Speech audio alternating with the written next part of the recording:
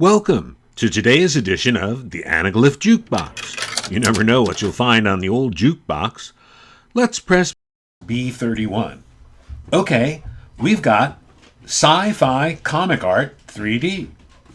Science fiction covers a wide range of genres, from the fantastic, like the Star Wars films where physics and the soundless vacuum of space are ignored in the name of action, to hard science speculative fiction like the current William Gibson novels that could happen the year after next.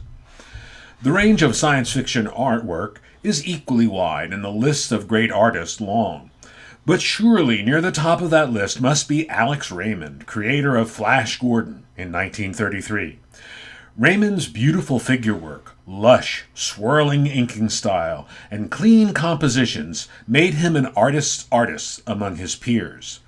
No surprise that George Lucas said Raymond's Flash was a major influence on Star Wars. The best steal from the best. Raymond also created Jungle Jim as a topper strip above Flash, and, with Dashiell Hammett in 1934, had another hit with Secret Agent X9.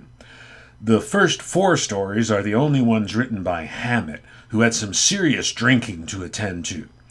With one title change to Secret Agent Corrigan, the strip ran for 62 years, ending in 1996. Next up, we've got a page from the 1953 Captain 3D comic book by the prolific team of Joe Simon and Jack Kirby. I love the way Kirby goes against expectations here and drops us deep inside his panels. Kirby's pencils on the book were inked by 2 young major talents, Mort Meskin and Steve Ditko.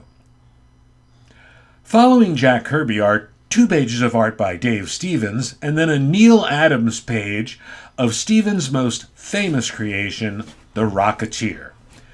Dave Stevens began his professional career inking Russ Manning's newspaper Tarzan strip. Quite the achievement for a beginner.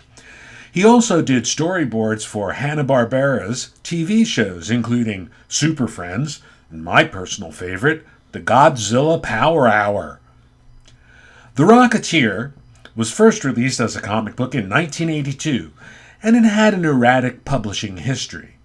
But Stevens was one of the stars of his generation of artists, and his work was noticed. Just 3 years after the Rocketeer's first appearance, Dave had a deal with Disney. The feature film was released in 1991 and starred Billy Campbell, Jennifer Connelly, Alan Arkin, and Timothy Dalton. In the original comics, the Rocketeer's girlfriend was drawn to resemble 1950s pinup and fetish model Betty Page. In real life, Dave Stevens tracked Betty down, befriended her, and even helped her get royalties from some of the publishers that were using unlicensed photos of her. Next, Mark Schultz is an artist whose style reminds me of both Wally Wood and Frank Frazetta in all the best ways possible. Originally under the title Xenozoic Tales, later Cadillacs and Dinosaurs, he began this series in 1986. It's been published by Kitchen Sink, Marvel, and Topps Comics. The adventures of Jack Tenrack and Hannah Dundee in a post-apocalyptic world that has been reclaimed by dinosaurs was so successful that it led to an animated series on CBS, which is actually good and available now on streaming services.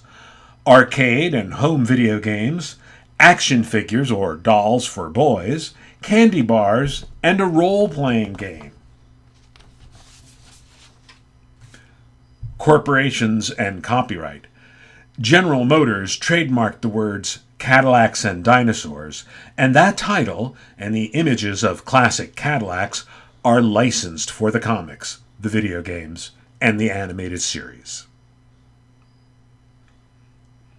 Heavy Metal began publishing in 1977 as a licensed translation of the popular French comic magazine Metal Hurlant. The contents were a mixture of dark fantasy, science fiction, steampunk, and erotica. Contributors included the best European artists of the day. Tristan Eaton's 3D variant cover for last year's Street Art Special of Heavy Metal was especially appropriate as he's a graphic designer. He did the tickets and game program for the 2020 Super Bowl, a toy designer, and a muralist. In 2013, Eaton created the mural Audrey of Mulberry in Little Italy, Manhattan.